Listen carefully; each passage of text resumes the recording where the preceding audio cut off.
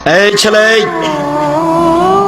মনে রেখো একটা কথা, যেদিন তোমার বিবাহ হবে সেদিন থেকে তুমি তোমার মাকে আর ভালোবাসতে পারবে না।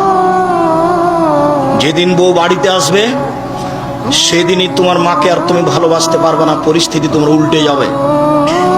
দিন যত যাবে পরিবেশ তত জটিল হবে। এক সময়ে মনে হবে এই মাটির উপরে সবচেয়ে বড় শত্রু আমার মা।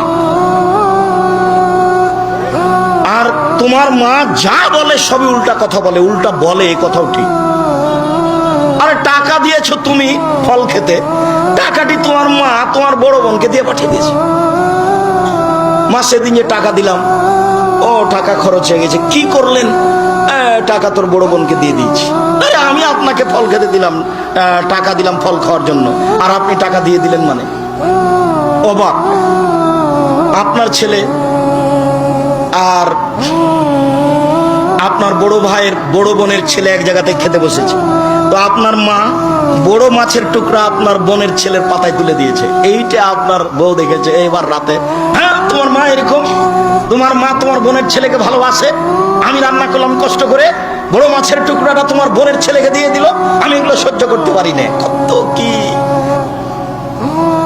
এত কিছু করার পরেও মা যে ঘরে থাকে সে ঘরে তুমি জোরে হাঁটতে পারবে না। আমি বলিনি, আল্লাহ বলেছে। এত কিছু বলার পরে তোমার মা যে ঘরে থাকে সেই ঘরে তুমি জোর করে কথা বলতে পারবে না। ফালা তাকুল্লাহুম উফফিন ওয়ালা তানহারহুমা, এই কথা বলতে পারবে না। আল্লাহ নিষেধ করে দিয়েছেন, এটা নগদ অর্থ। ঝাঁকি দিয়ে কথা বলতে পারবে না। হ্যাঁ, আপনি এ করলেন সে করলেন, একবারে টোটালি নিষেধ, আল্লাহ বলে দিয়েছে। হাত নিচু করে যেতে হবে। তোমার মাথা কই? তোমার চোখ কই? তোমার নাক কই? দাঁত কই? দেখি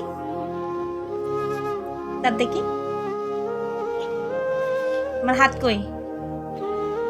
তোমার পা কই? তোমার ফ্যাট কই? কলিজা কই? কলিজা? কান কই? কান?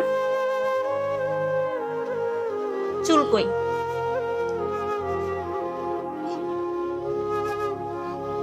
তোমার আম্মু কই?